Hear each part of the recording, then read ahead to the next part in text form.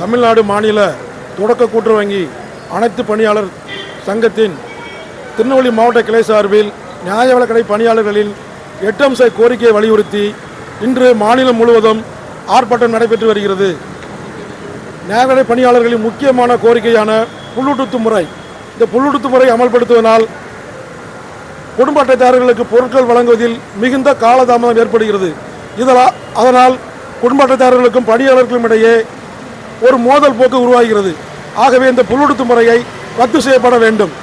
இரண்டாவதாக, நுகர்பொருள் வாணிப கழகங்கள் மூலம் முதன்மை சங்கங்கள் மூலம் கடைகளுக்கு வழங்கப்படும் பொருட்களில் மூடை ஒன்றுக்கு சுமார் 5 கிலோ முதல் 6 கிலோ எடைக்குறை ஏற்படுகிறது. ஆனால் பணியாளர்கள் குடும்ப அட்டைதாரர்களுக்கு சரியான எடையில் வழங்கப்பட வேண்டும் நிர்பந்திக்கப்படுகிறார்கள். ஆகவே பணியாளர்கள் இதில் மிகுந்த சிரமத்துக்கு உள்ளாகிறார்கள். ஆகவே முதன்மை சங்கங்கள் வழங்கப்படும் பொருட்கள் சரியான எடையில் கடைகளுக்கு வழங்கப்பட வேண்டும். தற்போது ரேஷன் கடைகளில் பிஓ மிஷின் முறை அமல்படுத்தப்படுகிறது. இது சில கடைகளுக்கு, பகுதி நேர கடைகளுக்கு வழங்கியுள்ள பழைய மிஷின்களால் பிஓ மிஷின்களில் ஆதார் அட்டை பதிவு செய்யப்பட முடியவில்லை. இதனால் மிகுந்த காலதாமதம் ஏற்படுவதோடு பணியாளர்கள் மிகுந்த சிரமத்துக்கு ஆளாகிறார்கள். ஆதலால் புதிய பிஓ மிஷின் வழங்கப்பட வேண்டும். நியாய விலைக் கடைகளில் 40% மேலான ஊனமுற்றவர்களும் மகளிரும் பணிபுரிந்தனர்.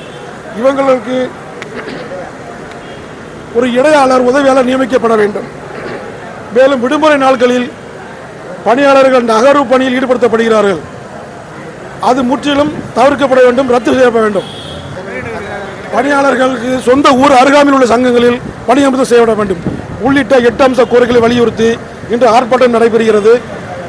தமிழக அரசு உடனே இது தலையிட்டு கோரிக்கைகள் நிறைவேற்றி தர வேண்டும் அன்புடன் கேட்டுக்கொள்கிறோம்.